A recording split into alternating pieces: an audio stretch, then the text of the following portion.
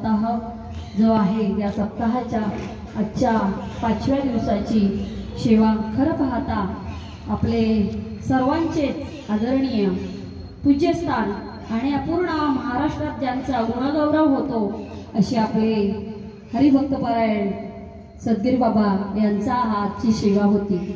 परंतु बाबांची तब्येत ठीक नसल्या कारणाने किंवा सेवके सांगितलेले काम ते त्यामुळे बाबांनी जी सेवा माझ्या पामराच्या वाट्याला मला दिलेली आहे ती मी करण्याचा प्रयत्न करते। पहिल्यांदा आपल्या सर्वांची हिरमोड झाली असेल की बाबांच्या मुखातून निघालेली जी अमृतवाणी आहे आणि ती अमृतवाणी आपल्याला भाषण करायची होती, पण थोडं काय असं त्यांचं पण अपरिहार्य कारण आणि त्यांची तब्येतीची जर असल्यामुळे त्यांनी ही सेवा मला दिलेली आहे। जे ज्याप्रमाणे लहान बालक बोबडं बोलतोय त्याप्रमाणे बोबडं बोलण्याचा प्रयत्न करते। आपण सर्वांनी ते बोबडे बोल आईवडिलांप्रमाणे बालकाचे बोबडे बोल ज्याप्रमाणे लहान बाळ बोलायला लागतं आणि ते बालक कसं बोबडं बोलल्यानंतर आपल्याला अगदी कौतुक वाटतं आईला, त्याप्रमाणे आपण आई बाप श्रोते म्हणजे श्रोते तुम्ही महिषाची मूर्ती आणि तुम्ही सर्वजणांनी ते बोबडे बोल ग्रहण करा किंवा ते गोड मानून घ्या। तर इथे सांगितलेलं आहे म्हणून जाणं तेने गुरु भजिजे तेणे कृतकार्य होईजे जैसे मुळे शिक्षणे सहजे शाखा पल्लव संतोषती।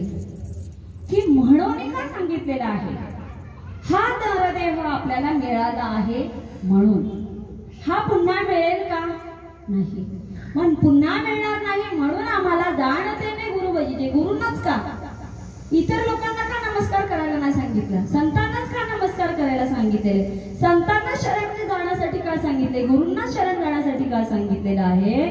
तर गुरु कसे असतात आपल्यासारखे करा, आपण सारखे करीती तात्काळ नाही काळ वेळ तया लागे, आपण म्हणजे आपल्या पदी बैसवतात आपल्यासारखे करतात। नवे नवे गुरु आपल्याला काय करतात, आपलं जीवपणाची बाधा सोडून काय करतात, म्हणजे भवपणाची बाधा सोडून आपल्याला प्रभुपदापर्यंत प्राप्त करू देतात, प्रभुपद प्राप्त करू देतात। आणि म्हणून जाणं त्याने गुरु भजिजे, गुरूंचा महिना अगाध आहे। आपण पाहिलं तर श्री ज्ञानोबराय माऊली ज्ञानोबरायांनी आपले वडील बंधू संत श्रेष्ठ श्री निवृत्तीनाथ आहेत, त्यांचे खरं पाहता मोठे दादा आहेत, मोठे बंधू आहेत, पण मोठ्या बंधूला सुद्धा काय केलेलं आहे, सद्गुरू केलेला आहे। आणि त्या गुरूंवर सद्गुरूच नव्हे तर माय बापापेक्षा नव्हे तर चंद्रापेक्षाही तेजस्वी अशी उपमा दिलेली आहे की या तुम्ही कसे आहात, चंद्रकिरणा तुम्ही चंद्रकिरणाप्रमाणे आहात आणि त्यामुळे माझ्यासारखा सोमकांत जो खडा आहे किंवा हिरा आहे तो पाझरलेला आहे आणि तो सोमकांत द्रवलेला आहे आणि म्हणूनच या अमृताची वृष्टी म्हणजे ज्ञानेश्वरी रूपी जे वाङ्मय तयार झालेलं आहे त्याची काय करत आहे, मी अमृतप्रमाणे उभी करत आहे, वृष्टी करत आहे। कशामुळे, सद्गुरूंच्या कृपेमुळे। तुम्ही माझे वडील आहात, तुम्ही माझे आई आहात, ज्याप्रमाणे आईचे आणि वडिलांचे जे कर्तव्य आहे ते निवृत्ती बंधूंनी केलेलं आहे, त्याचप्रमाणे गुरु कसे आहेत, गुरु आपणापैकी बैसवते म्हणजे आपल्यासारखं आपल्यापेक्षाही उच्च स्थानावर आपल्याला बसवण्याचं कार्य सद्गुरू करतात। आणि म्हणून जाणतेने गुरु भजिजे। मग हा कोणाला उपदेश आहे, पामराला आहे का, जडाला आहे का, पशुपक्ष्यांना आहे का, तर नाही। हा उपदेश जो जिज्ञासू आहे त्याला कुठेतरी मनामध्ये खंत वाटते की आयुष्यभर माझं एवढं आयुष्य सरलेलं आहे, या आयुष्यामध्ये मी काय केलेलं आहे, आहार निद्रा भयमैथुनांचं म्हणजे खाल्लेलं आहे, आहार केलेला आहे व्यवस्थित, मी निद्रा भरपूर घेतलेली, म्हणजे आपलं आयुष्य किती आहे, 100 वर्षाची गणना आहे। नरदेहाचं आपलं आयुष्य किती आहे, मानवी आयुष्य 100 वर्षाची आपली गणना आहे। मग याच्यामध्ये आपलं 50 वर्ष खाण्यामध्ये म्हणजे आणि 50 वर्ष आपले झोपण्यामध्ये जातात। खरं पाहता आपलं 50-100 वर्षाचं आयुष्य आहे का, आज आपल्याला बोलवलं तर आपण काय करू शकतो, हे सगळं इथे ठेवून तिथे जाऊ शकतो। म्हणजे हे जन्म आणि मृत्यू आपल्या हातात नाही, मग आलेला प्रत्येक क्षण आहे, प्रत्येक श्वास आहे। इथे सांगितले की सुवर्ण एवढं जरी सोनं दान केलं तरी एक आयुष्यातील एक क्षण सुद्धा आपण विकत घेऊ शकत नाही। म्हणजे चाले हे शरीर कुणाचे सत्य कोण बोलवितो हरिविण, देखावी ऐकावी एक नारायण तयाचे भजन चुकू नका. मग असं भजन आम्हाला करायला सांगणारे कोण आहेत? तर संत आहेत, ते सद्गुरू आहेत की ते काय करतात, आम्हाला आमच्या जीवन उद्धाराचा जो मार्ग आहे तो मोकळा करतात आणि सांगतात की बाबा रे, आता तरी उद्धार, आता तरी या भावपणातून बाजूला हो, आता तरी या जीवपणाच्या बाधेतून तू बाजूला हो, आता तरी हो बाजूला. का तर आपल्याला ममतेची, अहंतेची, विषयांची, वासनेची, कामनेची, लोभाची सगळ्याच प्रकारची बाधा झालेली आहे. आणि ही बाधा आपले संत दूर करतात, शिक्षक दूर करतात. का शाळेत आपण जातो, पण शाळेमध्ये जो सिलेबस दिलेला असतो, शाळेमध्ये जे शिक्षण आपल्याला सांगितलेलं असतं तेवढंच आपल्याला घ्यायचं असतं. पाठ्यपुस्तकांमध्ये जेवढं सीमित आहे आपल्याला अध्याय प्रत्येक याच्यात तेवढंच स्वाध्याय आपल्याला ते शिक्षक शिकवत असतात. पण आपले सद्गुरू काय करतात, गुरु काय करतात, ते हृदयामध्ये ये हृदयाची त्रेवली घातले या आणि द्वैतपण मोडलं. द्वैतपण होतं ते मोडलेलं आहे आणि एकत्व केलेलं आहे, एक पण केलेलं आहे. त्यासाठी गुरु. आणि हे गुरु कसे आहेत, जो जो दयाचा घेतला गुण तो म्या गुरु केला. अवधूत चिंतन श्री गुरुदेव दत्तांनी किती गुरु केलेले आहेत जीवनामध्ये? 24 गुरु केलेले आहेत. हे प्रत्येक, पण ते गुरु त्याहीपेक्षा आपल्याला मानवाच्या उद्धारासाठी ते तर भगवंत होते. त्याने जर तृणवत म्हणजे अशा पशूला, पक्ष्यांना किंवा अगदी गवताला सुद्धा त्यांनी गुरु केलेला आहे, सापाला सुद्धा गुरु केलेले, पाण्यालाही गुरु केलेले, पृथ्वीला गुरु केलेले आहे. मग असे सर्वांना गुरु केले. मग आम्ही जीवनाचा आमचा उद्धार करण्यासाठी, आमच्या भवरोग करण्यासाठी आम्हाला कोणता तरी गुरु पाहिजे ना, कोणीतरी पाहिजे ना. असा या नावेतून म्हणजे हा संसार कसा आहे तर भवसागर आहे. संसार रूपी हा जीव या बाजूला, त्याला पलीकडे जायचं आहे, भगवंताकडे जायचं आहे. पण या भव नदीमध्ये, माया नदीमध्ये तो काय करत आहे, गटांगळ्या घात आहे. आणि म्हणूनच याच्यातून त्याला बाहेर काढण्यासाठी सद्गुरू मार्ग दाखवतात. समजा एखाद्या नदी काठावर एक माणूस आहे, तो चाललेला आहे, त्याला पलीकडे जायचं आहे. पण तो एखाद्या वाटसरूला विचारतो, बाबा रे मला त्या पहिल्या तीरावर जायचे, पण मला मार्ग दाखवाल का? तर तो माणूस ताचपडत होता, त्याचा एक डोळा तो आंधळा होता. आणि त्याने आंधळ्या माणसाला प्रश्न विचारला की मला पहिल्या तीरावर जायचे, मला इथे मार्ग मिळेल का? तो म्हणतो इथून 5 पावलं पुढे जा, तिथून उजव्या हाताला 5 पावलं वळा, तिथून 10 पावलं पुढे जा, परत डाव्या हाताला वळा. म्हणजे असा अंदाज त्याने सांगितला. नंतर त्याला सांगितलं मग तुम्हीच चला ना. तो म्हणतो मी कसं येऊ, मी तर आंधळा आहे. मग आपण आंधळ्या माणसाला जर समोरचा रस्ता विचारला, पलीकडे जायचा रस्ता विचारला, तर आपण त्या भवसागरातून किंवा त्या नदीतून पहिल्या तीरावर जाऊ शकतो का? किंवा एखादा पांगळा होता तिथे, त्या पांगळ्याला विचारला, तो असं जायचं, सरळ जायचं, इकडून तिकडे जायचं असं सांगत होता. तो पुढे गेल्यानंतर खाचला गेला असं सांगत होता. पण त्याला सांगितलं बाबा रे तू तरी येशील का माझ्या मदतीला? तो म्हणतो मी तर पांगळा आहे, जर लाट आली तर मी त्या लाटेमध्ये काय होऊन जाईल, वाहून जाईल. म्हणजे आंधळ्या माणसाला किंवा पांगळ्या माणसाला आपण प्रश्न विचारून चालेल का? जर मला उद्धार करायचा आहे माझ्या जीवनाचा, मला जर हा संसार रूपी भवसागर, संसार म्हणजे कोणता संसार? आपण जो घरामध्ये करतोय तो का? मुलाबाळांना जेवण घालतोय तो संसार आहे का? किंवा आपण पतीची सेवा करतो, सासऱ्यांची सेवा करतो, मुलांची सेवा करतो किंवा संसाराची सेवा करतो, तो संसार आहे का? तर नाही. पुनरपि जननम पुनरपि मरणम पुनरपि जननी जठरी शयनम इह संसारे खलु विस्तारे कृपया पारे पाहे मुरारे भज गोविंदम भज गोविंदम भज गोविंदम मूढमते. त्या गोविंदाला आम्हाला भजायचं आहे, त्या भगवंताची प्राप्ती करायचे. पण आम्हाला प्राप्ती करायची असेल तर जर आंधळ्या माणसाला आपण जसा प्रश्न विचारून तो आम्हाला पहिल्या तीरावर नेऊ शकत नाही, तर आम्ही कुणाला तरी आमच्या जीवन उद्धाराचा प्रश्न विचारला, तो आमच्या प्रश्नाचं निराकरण करेल का? आमच्या शंकेचं निराकरण करेल का? तर नाही. जे मार्ग दावणी गेले आधी दयानिधी संत ते तेणेची पंथे चालू जाता न पडे उलटा कोठे काही. अशा संतांना भजलं पाहिजे, अशा संतांची, अशा सद्गुरूंची आम्ही शरणागती पत्करली पाहिजे, तर आमच्या जीवनाचा उद्धार होईल. म्हणून सांगितले म्हणून जाणतेने गुरु भजिते. जाणतेपणा का सांगितलेले? जाणतेपणा म्हणजे ज्ञातेपणा, ज्ञानीपणा. आपण कसं जाणून आपण म्हणतो याने जाणून, याला माहिती होतं पण याने जाणून बुजून असं केलं. म्हणजे एखादी गोष्ट आपल्याला माहिती असते पण आपल्याला तिथपर्यंत पोहोचवता येत नाही. त्यासाठी जाणतेने जाणीव करून घेतली पाहिजे. म्हणून जाणतेने मग म्हणून संतांना का आपण जाणायचं आहे? जाणतेने गुरु भजिजे. गुरुची भक्ती का करायची आहे? गुरुंची सेवा काय करायची आहे? तर हे सद्गुरू आमच्यावर काय करतात?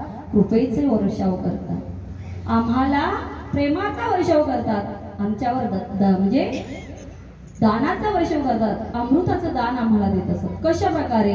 बघा, देवाकडे आपण मागितलं, देवाचा कसा असतो व्यवहार आहे, घेशी तैसा देशी, जसं घेईल आपल्याकडनं त्याप्रमाणे तो आपल्याला देत असतो. पण संत कसे असतात? संत उदार आहेत, कृपाळू आहेत, आणि म्हणून संतांना शरण जायचं आहे. म्हणून जाणते नाही गुरु भजिजे. पशु काय पाप पुण्य जाणती, उत्तम मध्यम भोगीती.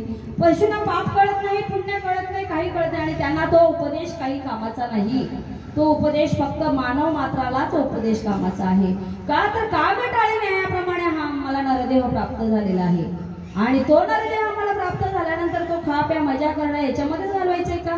बालक व आमचा क्रीडा खेळण्यात गेलेला आहे, तारुण्य आमच्या संसारात गेलेलं आहे, वृद्धत्व आमचं काय झालेलं आहे? इकडे तिकडे बसण्यामध्ये, गप्पा मारण्यामध्ये, कुठेतरी ओट्यावर बसून गप्पा मारण्यामध्ये. मग आमचं आयुष्य इतकं सोपं आहे का? यासाठीच भगवंताने आम्हाला दिलेलं आहे का हे नरदेह? भगवंत सांगतात, संत सांगतात, देवे दिला देह भजना गोमटा. भजनासाठी दिला होता ना, तो हा झाला फाटा बाधिकेचा. मग बाधा झालेली आहे ना या जीवाला, जीवपणाची, भाऊपणाची, ही बाधा दूर करण्यासाठी म्हणून जाणते, म्हणून जाणायचंय आम्हाला.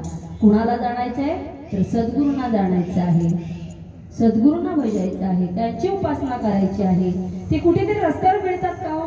भगवंताची जेव्हा आमच्यावर कृपादृष्टी होते तेव्हाच आम्हाला खऱ्या संताची भेट होते, आणि संतांची जेव्हा आमच्यावर, गुरूंची जेव्हा आमच्यावर कृपादृष्टी होते तेव्हाच आम्हाला भगवंताची भेट होते. याशिवाय कोणतीच गोष्ट साध्य नाही. जेव्हा आम्ही संतांना शरण जाऊ, गुरूंना शरण जाऊ, तेव्हा गुरु आम्हाला काय करतात? आम्हाला त्याचा भगवंताची भेट घडवून आणतात. आपण पाहिलेले आहेत, अनेक उदाहरणं आहेत जीवनामध्ये आपल्या, किंवा आपण संतांची उदाहरणं पाहिलेली आहेत की संतांनी काय केलं? आधी केलं आणि मग सांगितलेलं आहे. ते असे तसे अंदाजपंच सांगितलेलं नाही, त्यांनी आधी स्वतः अनुभव घेतलेला आहे. अनुभव आले अंगात, ते या जगात देत असतो, त्यांच्या अंगामध्ये तो अनुभव आलेला आहे. त्यांनी ते अनुभव घेतलेले आहेत आणि मग ते जगाला सांगितलेले आहे की बाबा रे, तुम्हाला काय करायचे. म्हणून माऊली ज्ञानोबारे सांगतात की म्हणून जाणतेने गुरु भजिजे, तेणे कृतकार्य होईजे. कृतकार्य म्हणजे काय होईजे?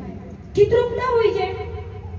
तुमचा जो कार्य म्हणजे कशासाठी आलेले आहोत आपण, या नरदेहाला कशासाठी आलेले आहे? ते मेन आपलं कोणतं साधन आहे? कशासाठी? साध्य काय आहे? मानव देहाला येणं आणि संसार करणं हे साध्य आहे का? शेवटी मरून जाणं हे साध्य आहे का? भरपूर इस्टेट कमवणं हे साध्य आहे का? भरपूर जागा, जमीन, गाडी, बंगला घेणं, मुलं बाळ सगळं संसार करणं, सुखाच्या आनंदाने गाडीमध्ये फिरणं हेही संसार आहे का? किंवा हे इथं कर्तव्यता आहे का ना मानवी देहाची? तर नाही.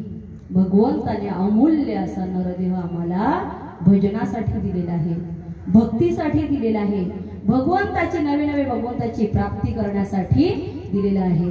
म्हणून सांगितले ना इथे भगवंताने मन म्हणा वो मत भक्तो मध्याजी माम नमस्करो, किंवा मामेव शरणम गच्छति, म्हणजे मला शरण ये, मला येऊन मिळ. उद्धरेन आत्माना सदाय. तुला तुझा उद्धार करायचे, पण त्यासाठी तुला काय करावं लागेल? माझ्याकडे यावं लागेल, माझी भक्ती करावी लागेल. पण ती भक्ती करण्यासाठी संत हे साधन आहेत. संत आम्हाला साधन आहेत. साधन म्हणजे ते आम्हाला नाम देतात आणि त्या नामाच्या नावेवर बसून आम्ही भगवंतापर्यंत पोहोचण्याचं कार्य करत असतो. ती नाव म्हणजे नामाची नाव आहे, आणि या नावेवर बसून आम्ही या पहिल्या तीरावरून त्या पहिल्या तीरावर काय जात असतो? आम्ही या थडावरून त्या तीरावर जात असतो. आणि म्हणून या जीवनामध्ये सद्गुरू आम्हाला आदर्श, सद्गुरू आम्हाला काय होतात? जीवनाचा खरा अर्थ कळवतात की तू कोण आहेस? ब्रह्माचा अंश आहेस, भगवंताचा अंश आहेस. इथे भगवंताने अर्जुनाला सांगितले ना, ममय वंश जीव लोके जीवभूत सनातना. म्हणजे षष्ठानी इंद्रियानी प्रकृती स्थानिक या शरीरामध्ये जो वसलेला आहे ना, मुंगीपासून ते ब्रह्मांडापर्यंत प्रत्येकाच्या हृदयामध्ये जो आहे ना, तो माझा अंश आहे, त्या भगवंताचा अंश आहे. पण या अंशाला जाणायचं असेल तर आपण असे जाऊ शकतो का? आपल्याला कळतं का? तर त्यासाठी आम्हाला दिव्य दृष्टी हवी आहे आणि ही दिव्य दृष्टी आम्हाला संत देतो. म्हणून तर आपण प्रत्येकाला राम राम म्हणतो. तुझ्यातल्या रामाला आणि माझ्यातल्या रामाला आपण नमस्कार करतो. का करतो? की जोपर्यंत शरीरामध्ये राम आहे तोपर्यंत आपण त्याला नमस्कार करतो. त्यानंतर मड म्हणतो किंवा त्या नावात देत नाही तो मेलेला, म्हणजे आपण त्याला प्रेत म्हणतो किंवा बॉडी म्हणतो आणि असं करून आपण त्याचं सगळं विधी उरकून घेत असतो. पण जोपर्यंत त्याच्यामध्ये अंतराम आहे, राम आहे, तोपर्यंत त्याला महत्व आहे. मग इथे सांगितलेलं आहे एक उदाहरण आहे की संतांचं महत्व कसं आहे की ज्या वेळेस वशिष्ठ ऋषींकडे विश्वामित्र येतात, नाही विश्वामित्रांकडे वशिष्ठ ऋषी जातात, त्यावेळेस वशिष्ठ ऋषींची विश्वामित्र ऋषी काय करतात? चांगली पाद्यपूजा म्हणजे पाद्यपूजा करतात, षोडशोपचार पूजा करतात. त्यांना अगदी व्यवस्थित पूजा करून काय सांगतात की माझ्या 1000 वर्षाचं जे तपश्चर्याचं पुण्य आहे ना ते वशिष्ठांना ते दान करतात.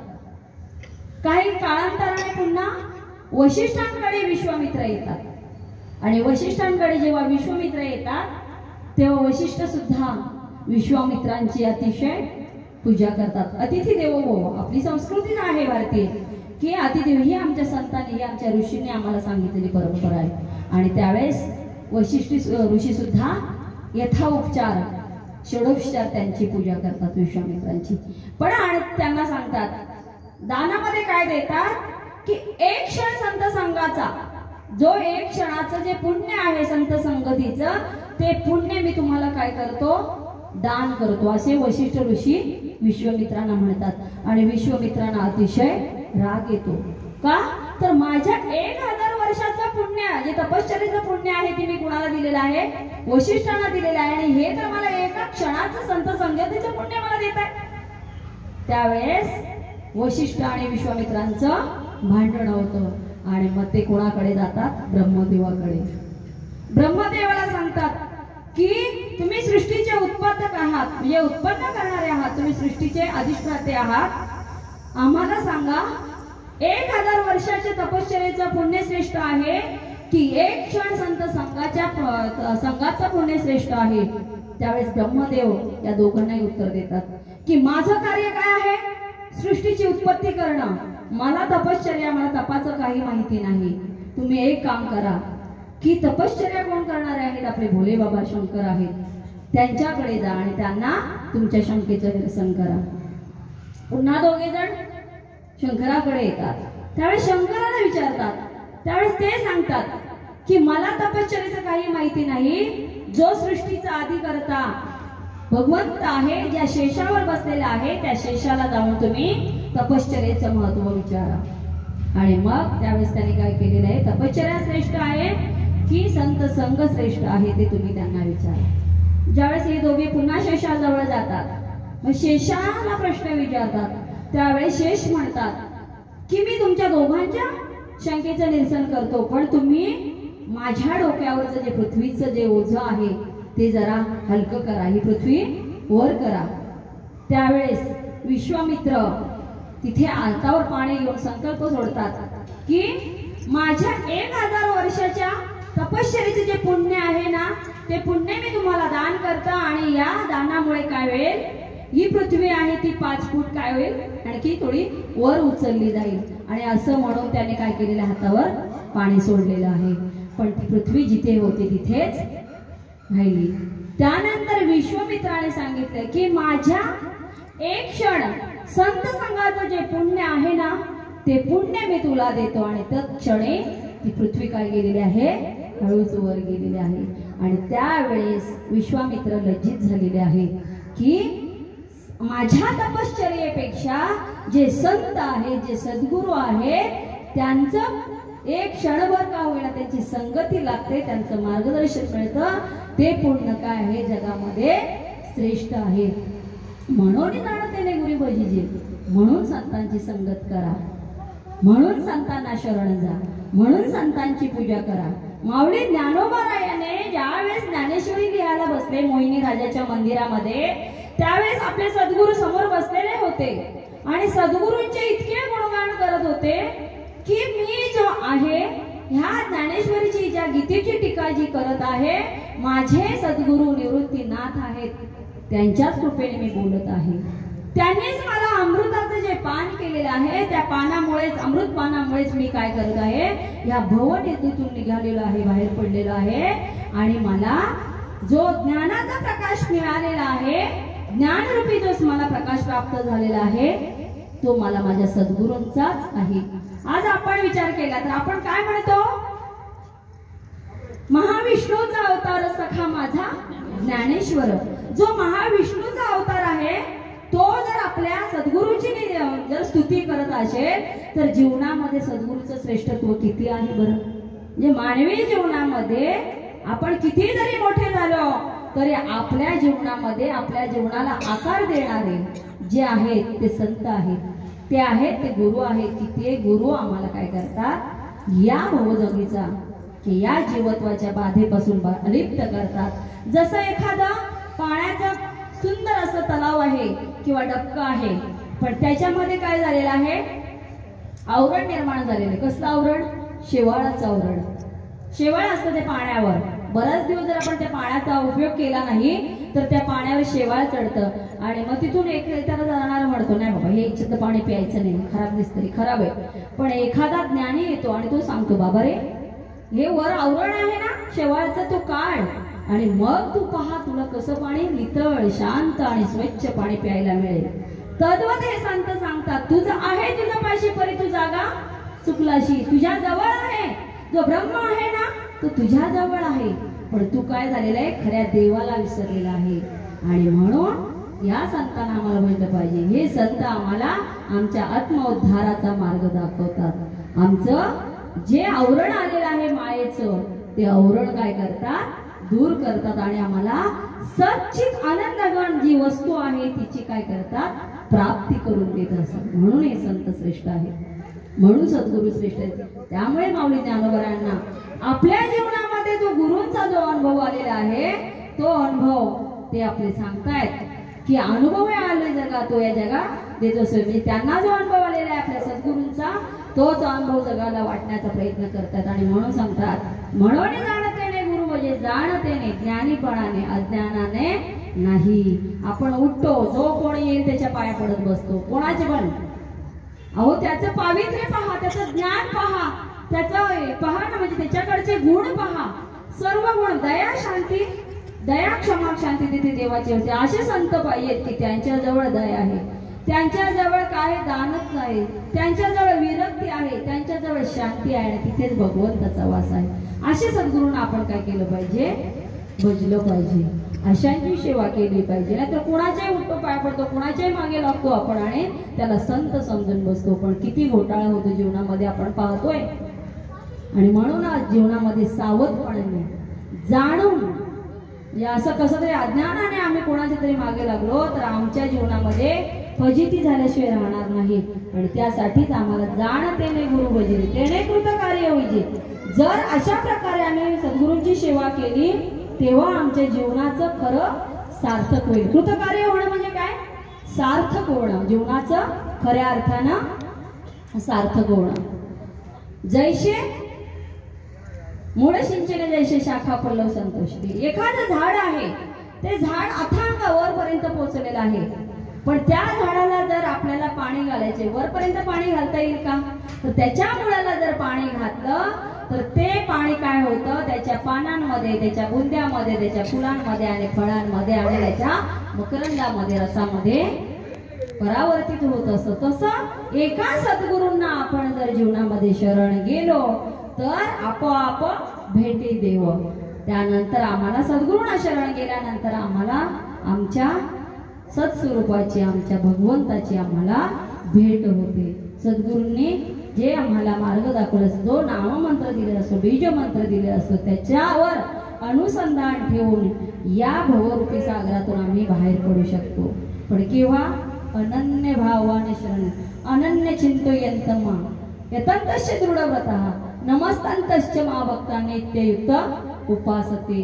नित्य नेमाने आम्ही, आताच आपला हरिपाठ झाला, नित्य नेमाने आम्ही ते प्राणी दुर्लभ, लक्ष्मी वल्लभ त्याजवळ जर नित्यनेमाने सद्गुरूचे वचन दिलेले आहे त्या वचनावर आम्ही श्रद्धा ठेवली, भाव ठेवला तर आम्हाला तिथपर्यंत पोहोचता येईल. नाहीतर तेव्हा देव आमचा सोयरा होईल, तेव्हा देव आमच्या जवळ येईल, तेव्हा आम्ही देवाजवळ जाऊ शकतो, देवाची प्राप्ती होऊ शकते. त्याशिवाय जीवनामध्ये गत्यंतर नाही. म्हणून संतांची शरणागती. किती भाग्यवान आहोत आपण की या महाराष्ट्र भूमीमध्ये आपण जन्माला आलेलो आहे. ही भूमी संतांची आहे, देवांची आहे, ऋषींची आहे, तपस्वींची आहे आणि या भूमीमध्ये आपण जन्माला आलेलो आहोत. ज्या भूमीमध्ये भगवान बाबा जन्माला आलेले आहेत, ज्या भूमीमध्ये वामन बाबा जन्माला आले आहेत, की ज्या भगवान बाबांनी इतकी क्रांती केलेली आहे की त्यांनी ज्ञान दिलेलं आहे, शिक्षण दिलेलं आहे, अज्ञान दूर केलेलं आहे, समाजामधला एकोपा वाढवलेला आहे. आम्ही भगवानगडावर मागच्या वर्षी आमचं महिला भजन मंडळ गेलो होतो. आम्हाला तिथले एवढी त्यांच्या पावित्र्याची, त्यांच्या तेजस्वितेची एवढी अनुभूती आली त्या भगवानगडावर की बाबांचं जीवन इतकं सुंदर होतं. म्हणजे प्रत्येक व्यक्ती ही विभूती कशी होते तर त्यांच्या तपश्चर्याने, त्यांच्या भक्तीने, त्यांच्या सद्गुरूवरील निष्ठेमुळे ते एवढं सगळं दिव्यत्वाला येत असतं. आणि अशा भगवान बाबांचं, अशा रामभाऊंचं, हे वामन बाबांचं जे पुण्योत्सव इथे साजरा केला जातो. खरं पाहता या मंडळाला द्यावे तेवढे धन्यवाद थोडे आहेत का तर ते इतके सुंदर इतके उपक्रम उपक्रम राबवतात. कालच आम्ही येऊन गेलो पहिल्याच दिवशी, तर इतके म्हणजे मी पहिल्या दिवशी आले, एवढे दिवस अगोदर इथे सगळं कार्यक्रम चालू होते, पण मला काल आमचा महिलांचा सप्ताह असल्यामुळे आम्हाला इथे येता आलं नाही. पण काल आम्ही जेव्हा आलो तेव्हा आम्हाला इथल्या बाबांनी केलेले जे दिव्य कर्म आहे, दिव्य कार्य आहे, त्या दिव्यत्वाची इथे प्रचिती आलेली आहे की हे संतांचं असतं की संत काय करतात, आपणासारखे करीत तात्काळ नाही काळ वेळ तयार लागत. ते स्वतः तसे जीवन जगतात. त्यांच्या जीवनामध्ये वैराग्य किती होतं आपण पाहिलं. त्यांचं चरित्र जर ऐकलं तर डोळ्यातून अश्रूच्या धारा वाहतात. वामन बाबांचं त्यांचंही तसंच आहे की ज्यावेळी जन्माला आले त्यावेळी त्यांच्या आई मृत्यू पाडल्या, पण ज्या आजीच्या मांडीवर बसलं, जे रडणारं बाळ होतं, आजीच्या मांडीवर बसल्यानंतर त्या आजीला 70 वर्षाच्या आजीला पान्हा फुटला. हे संतांचं सामर्थ्य आहे, हे त्या दैवी विभूतींचं सामर्थ्य आहे. आपण भगवान बाबांचं पाहिलं किती तेजस्विता होती हो, किती त्रास. आज त्यांचे ते जे रक्त पडले होते ते थोडीशी उगवलेले आहे, तुळशीची वृंदावन उगवलेली. म्हणजे ही ख्याती संतांची. म्हणून जाणते गुरु भजीजी. त्या गुरुना, त्या संतांना जर आम्ही शरण गेलो, त्यांचं जर स्मरण केलं तर आमच्या जीवनात हा जो भवरोग आहे, माया आहे, मोह आहे, लोभ आहे, जो विकार आहे, षडविकार आहेत, त्यांच्यावर आम्ही विजय मिळवू शकतो आणि आम्ही आपल्या भगवंताला जाणू शकतो, त्याच्यापर्यंत पोहोचू शकतो. तेच संत ज्यांचा हेत विठ्ठल आहे, त्यांचा हेतच विठ्ठल आहे, त्यांचा म्हणजे संपूर्ण प्राणच भगवंत आहे. आणि म्हणून त्या संतांना आम्ही काय केलं पाहिजे, त्या सद्गुरूंना शरण गेलं पाहिजे. जीवनामध्ये सद्गुरू असावेत, सद्गुरू शिवाय जीवनामध्ये सार्थकताच नाहीतर म्हणजे एखादी नाव आहे पण त्या नावेला नावाडी नसेल तर त्याचा काही उपयोग नाही. तसं जीवनरूपी संसारामध्ये आपल्या भवरोगातून जर आपली म्हणजे परावृत्त व्हायचं असेल तर आम्हाला आमच्या जीवनामध्ये सत्पुरुषाची, सत्संतांची, सद्गुरूंची भेट होणं गरजेचं आहे. आणि हेच आमचं जीवन, यासाठीच आम्हाला इथे पाठवलेलं आहे.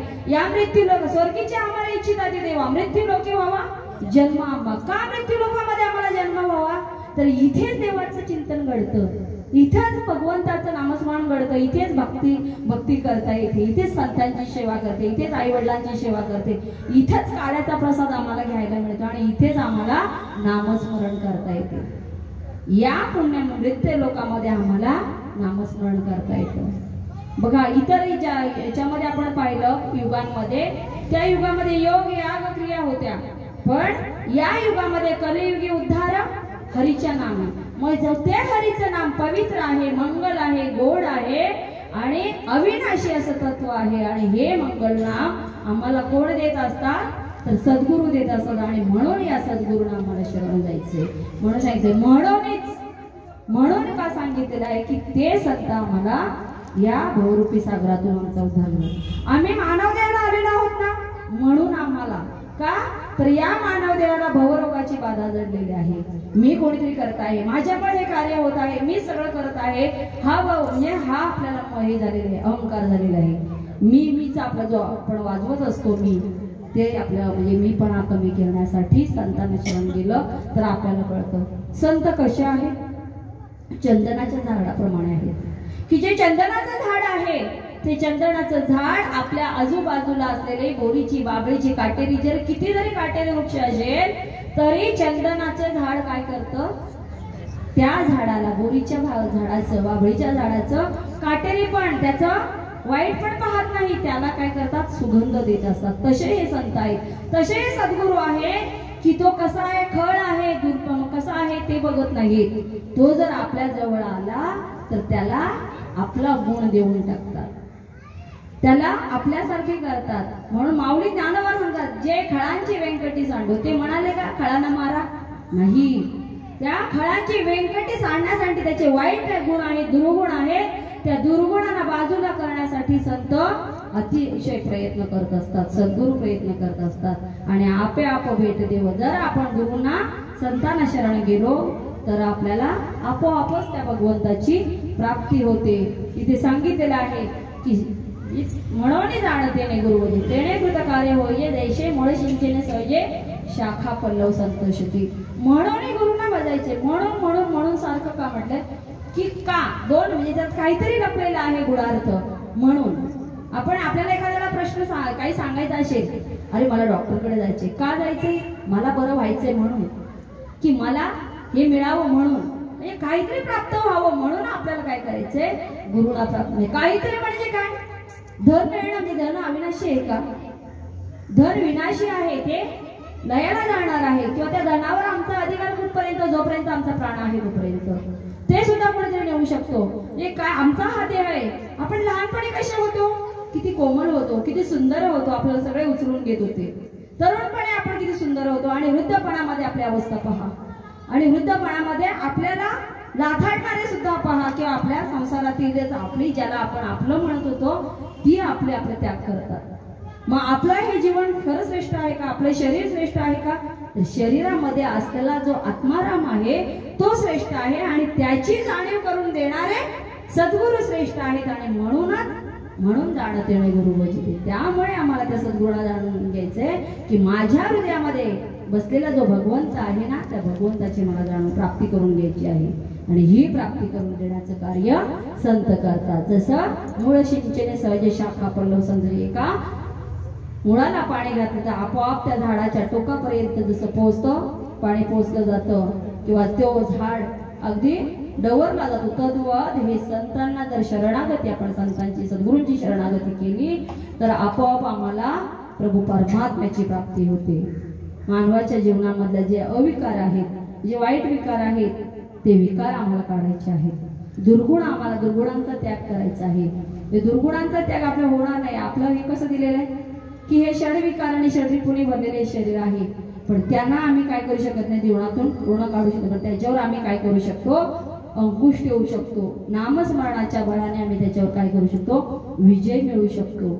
आणि संतांचे जे वाङ्मय आहेत, संतांनी आपल्याला अनेक अशी ग्रंथ संपदा दिलेले. ज्ञानेश्वरी वाचावी हे आहे की नाही? सत्य आहे की नाही? पण ज्ञानेश्वरी वाचावी म्हणजे फक्त वाचावी का बरं?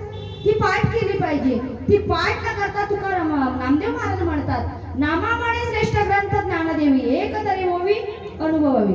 मग तो ग्रंथ आम्हाला बघायचा आहे, त्यासाठी आम्हाला जे ग्रंथ ती ओवी अनुभवायची, त्यासाठी आम्हाला ती ज्ञानेश्वरी उघडणं गरजेचं आहे.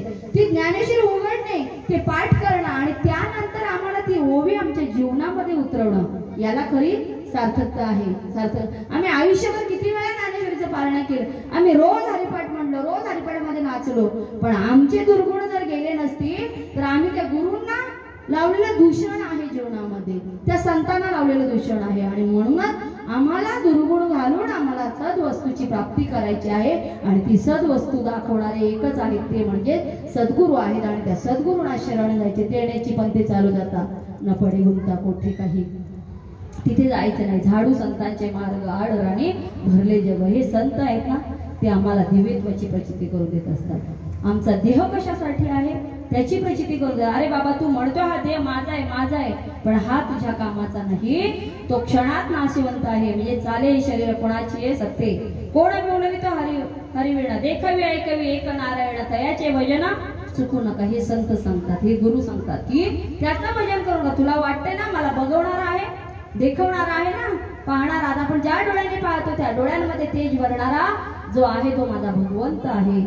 तो माझ्या हृदयामध्ये बसून तो काय करतो, माझ्या डोळ्यांमध्ये तेज भरतो। आपण ऐकतोय, श्रवण करतोय, ते श्रवण सुद्धा मला ऐकवणारा माझा भगवंत आहे, मला बोलवणारा भगवंत आहे, चालवणारा भगवंत आहे। आणि म्हणून ही जाणीव आम्हाला संत करून देतात, ही जाणीव आम्हाला गुरु करून देतात। आणि म्हणून त्या गुरूंना भजायचे आहे, त्या गुरूंची शरणागती पत्करायची आहे। आज आता वेळ होत आलेला आहे, वेळ होत आलेली आहे, संपुष्टात आलेला आहे वेळ, की जीवन कसं असावं तर तेजस्वी असावं, कसं तरी कुठेतरी पडणारं जीवन नसावं, कोणीतरी आपल्याला तुच्छ मानावं असं जीवन नसावं। का मानव देवा समान पाप आणि समान पुण्य, याच्यानंतर आम्हाला पाप आणि पुण्य समान झाल्यानंतर आम्हाला काय मिळालेलं आहे, हा नरदेह मिळालेला आहे। नरदेहाचे योगी सच्चिदानंद पदवी घेणे, या सच्चिदानंद पदवी घ्यायची असेल ना, नर आपली करणी करे तो नर आपली करणी करे सो नरका नारायण बने। त्याला नारायण बनायचे की नरकात जायचं हे ज्याचं त्याने ठरवायचं आहे। आणि म्हणून संत सांगतात की तुला संतांची शरणागती पत्करायची आहे। की हे संत कसे आहे की आम्हाला अगदी आमच्यामध्ये कळीकेमध्ये जसं मोगऱ्याचा सुगंध आहे, मोगरा आहे, त्या मोगऱ्यामध्ये जसं सुगंध असतो तशाप्रमाणे आम्हाला ते सुगंध आमच्या जीवनामधला सुगंध भरण्याचं कार्य संत करतात, गुरु करतात। की तू कसं आहे तेजस्वी आहेस, तुला असं कसं जगायचं नाही, कुत्र्या मांजऱ्यासारखं तुला जगायचं नाही, तुला तेजस्वी होऊन जगायचंय। तुझ्यामध्ये भगवंत आहे, त्याची जाणीव तुला प्रत्येक क्षणाला ठेवून प्रत्येक श्वासावर तुझा अनुसंधान साधून तुला काय करायचं आहे, त्याचं व्हायचं आहे। म्हणून सांगितलंय संतांनी कसं सांगितलं की देव माझा देव माझा, देव माझा मी देवाचा, हीच माझी सत्य वाचा। ही वाचा आहे ना, या वाचने आम्ही सतत त्याचं नामस्मरण केलं, देव माझा मी देवाचा, हीच माझी सत्य वाचा। देह देवाचे देऊळ, देह कसला आहे, देवाचं देऊळ आहे।